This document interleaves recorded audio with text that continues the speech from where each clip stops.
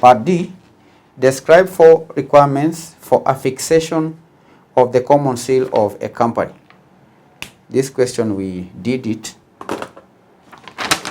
We will still do it. There is no harm in repetition.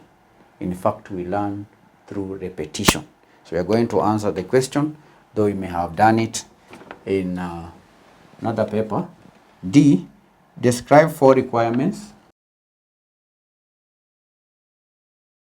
Describe 4 requirements for affixation of the common seal of a company. That is the question.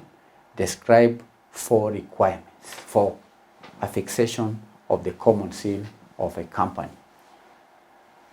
The first requirement is board authorization.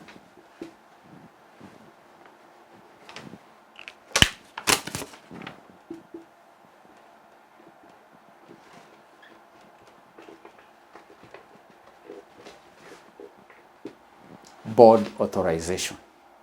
The affixation of the common seal must be authorized by the board of directors, and the board resolution should clearly specify the purpose for which the seal is being affixed and the individuals authorizing or the individuals who are authorized to execute the documents on behalf of the company using the seal.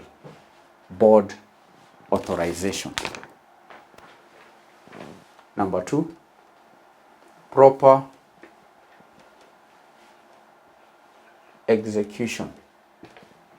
Proper execution. The documents or instruments to be executed using the common seal should be properly prepared, should be properly reviewed and approved, and then the seal is affixed in the presence of authorized signatories who sign the documents or instruments as witnessed as the documents, as the process is being witnessed. Okay, or even we can put it in a better way, that the seal is affixed. The seal is affixed in the presence of authorized signatories who sign the documents or the instruments as witnesses to the seal. Requirements for affixation. Then we have safe custody, number 3. Safe custody. Safe custody. The common seal should be kept securely in the custody of the designated or officer or the designated department, and it should be stored in a safe and accessible location to prevent unauthorized use of the seal. The 4th point is registration with relevant authorities. Certain documents or instruments executed using the common seal may require registration with the appropriate authorities, and the company must ensure that the necessary registration procedures and even requirements are fulfilled. Registration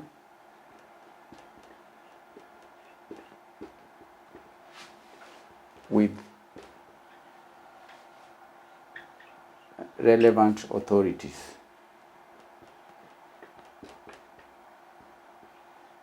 Registration with relevant authorities. Then the last point, you are to give how many points here? 4 requirements. You're given 4. Describe 4 requirements. So these are 4 requirements, but you can add record keeping,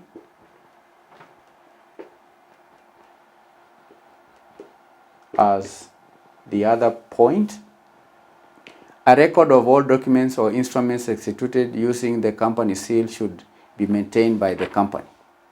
Why? Because such record includes details such as the date of execution, the purpose, the parties involved, and authorized signatories. Do you understand? Record keeping.